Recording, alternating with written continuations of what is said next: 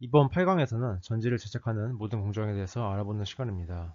전체 공정에 대해서 간략히 안내를 해드린 후 소재 제작 공정과 전지 제작 공정에 대해서 구체적으로 안내를 해드리려고 합니다. 전지를 제작하기에 앞서서 가장 먼저 해야 할 일은 원료를 수급하는 단계입니다.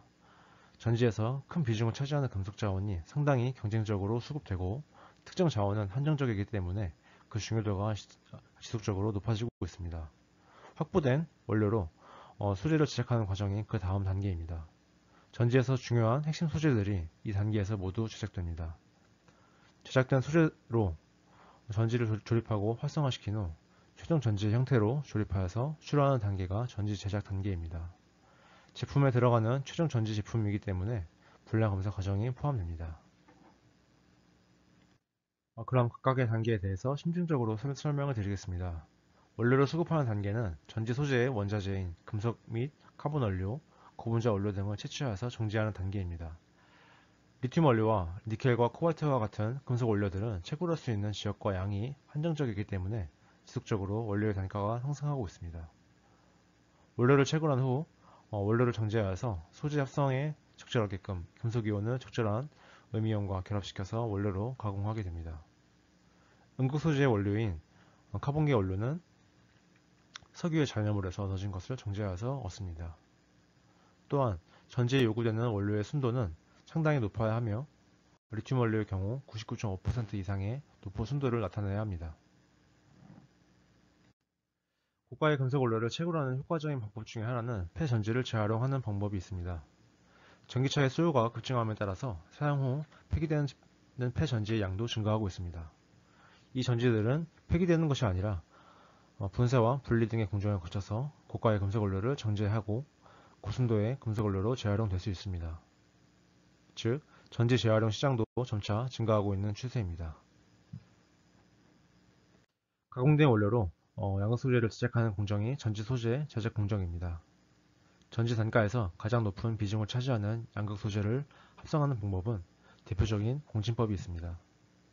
이 방법은 산염기 반응을 기초로 하는 합성법입니다. 이 공진법은 전구체를 먼저 합성한 다음에 리튬 원료와 혼합하여서 열처리한 후 양극 소재를 제작합니다. 수열 합성법의 경우 고온과 고압에서 소재를 일정 시간 동안에 저장하여 결정화시키는 결정성장 합성법입니다. 이 합성법의 경우 합성할 수 있는 양이 많지 않기 때문에 잘 사용되지는 않습니다. 이 외에도 원료를 교반하여서 그대로 열처리하는 고상합성법 등 다양한 합성법이 존재합니다.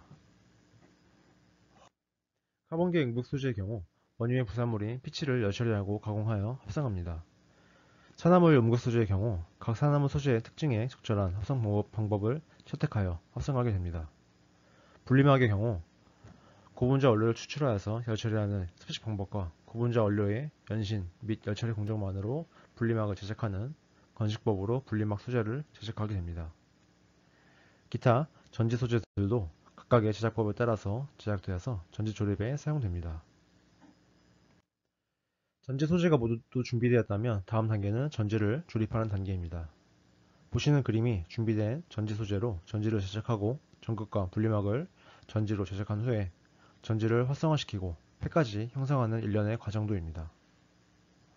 즉, 전극 제작 공정, 셀 조립 공정, 활성화 및 검사 공정, 팩 공정으로 구성되어 있습니다. 이제 각각의 공정에 대해서 좀 더 자세하게 알아보도록 하겠습니다. 먼저 전극 제작 공정입니다. 전극 공정의 첫 번째는 슬러리를 제작하는 것입니다. 활물질과 바인더 및 도전제를 비율에 맞게 유기용매 혹은 물에 넣고 혼합하여서 풀처럼 제작하는 과정입니다. 슬러리는 약 하루 정도 교반하게 되며 슬러리 내에 포함된 전지 소재들이 균일하게 분포되고 기포들이 그 속에 전혀 없게 잘 혼합시켜야 합니다. 일반적으로 사용되는 유기용매는 NMP라는 용액입니다. 제작된 슬러리는 양극의 경우 알루미늄 호일에 도포되고 음극의 경우 구리 호일에 균일하게 도포됩니다. 슬러리가 도포된 전극은 건조와 압착의 과정을 거칩니다. 이후 전극을 최종 제품에 들어가는 전지의 크기에 맞게 잘라주고 노칭이라는 도선에 연결되기 용이하게 잘라주는 공정을 거치게 됩니다. 여기까지가 전극 공정의 전 과정입니다. 전지의 규격에 맞게 제작된 전극들은 양극과 음극 그리고 분리막을 겹겹이 쌓거나 말아서 전지 케이스 안에 넣어주게 됩니다. 두 전극과 분리막을 겹겹이 쌓는 것을 젤리롤이라 부릅니다. 이 젤리롤 공정은 단일 스태킹 공정과 플랫 와인딩 공정, Z 폴딩 공정 등이 있습니다. 보시는 그림과 같이 전지 소재들을 쌓거나 말아주게 됩니다.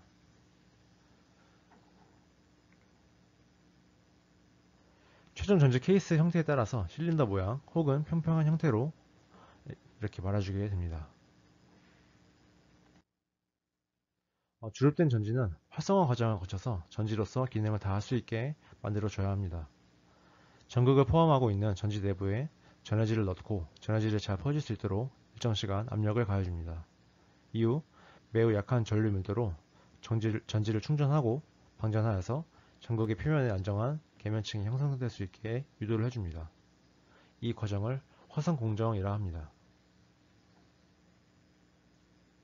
이후 이 화성 공정을 마친 후 화성 공정 중에 형성된 전지 내부의 가스를 제거해 주어야 합니다.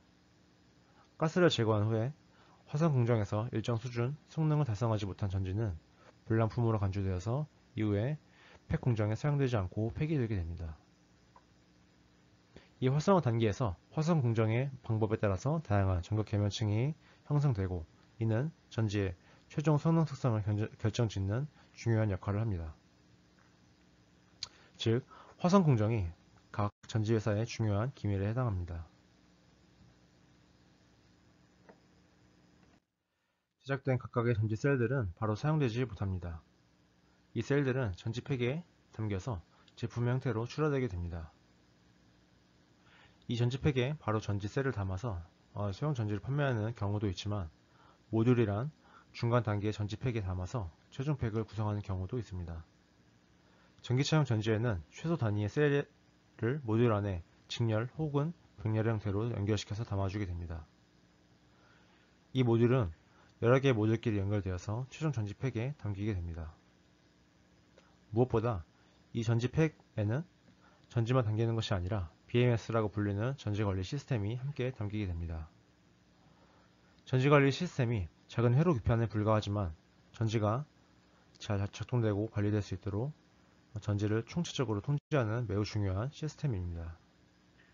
이 전지관리 시스템에 대해서 다음 장에서 좀 더 자세하게 알아보도록 하겠습니다. 전지관리 시스템 BMS 역할은 다음과 같이 분류됩니다. 전지팩 안에 충전 정도와 방전 정도를 계산하여서 가능한 주행거리와 수명을 예측하는 역할을 합니다. 또한 전지의 전압과 온도 전류를 조절하여서 전지가 과전압과 과전류와 같은 한 번의 오류로 전지의 성능이 저하되는 것을 방지하기 위해서 전지 전체를 제어해주는 매우 중요한 역할을 합니다. 특히 온도 제어 기능의 경우 자동차와 혹은 가전제품에서 발생되는 열로 인해 전지가 급격히 손상될 수 있기 때문에 열을 효과적으로 관리해 주어야 합니다. 무엇보다 전지 내부에서 발생하는 오류들을 실시간으로 진단하여서 수리와 교체가 필요한 것들에 대한 정보들을 확인할 수 있게 해주는 역할을 합니다. 이렇게 전지관리 시스템과 전지 모듈이 최종 전지 팩 안에 담긴 전기차용 전지는 보시는 바와 같이 차량 하부에 배치되게 됩니다. 일반 내연기관 차량의 엔진에 해당하는 출력원이 차량 하부에 모두 배치되기 때문에 차량 내부에 상당한 공간적인 여유가 생깁니다. 부연으로 현재 우리 일상에 사용되는 전기차의 치명적인 단점은 충격과 열에 약한 것과 겨울철에 전지의 성능이 급격히 하락한다는 것입니다. 이는 액체 전해질을 사용하는 리튬이온 전지의 단점이기도 합니다. 이러한 단점은 리튬이온 전지의 넓은 온도 범위에 안정적인 전해질을 사용하는 방법으로 해결될 수 있으며 리튬이온 전지 대신 리튬 전고체 전지를 사용하여서 안전성의 문제를 근본적으로 해결할 수 있습니다. 단, 현재 기술로는 리튬 전고체 전지의 성능이 우수하지 않기 때문에 차세대 2차 전지로 분류되고 있습니다. 이외에도 전기차의 성능과 안전성을 향상시킬 수 있는 다양한 전지가 있지만 모두 차세대 2차 전지로 분류되어 개발 중에 있습니다.